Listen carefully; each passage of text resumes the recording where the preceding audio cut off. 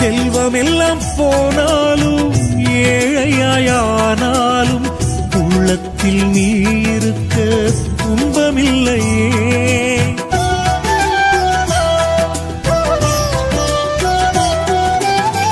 உற்ற சொந்தம் பிரிந்தாலும் பெற்ற பிள்ளை மறந்தாலும் பற்றினும் உனை என்றால் கவலை இல்லையே.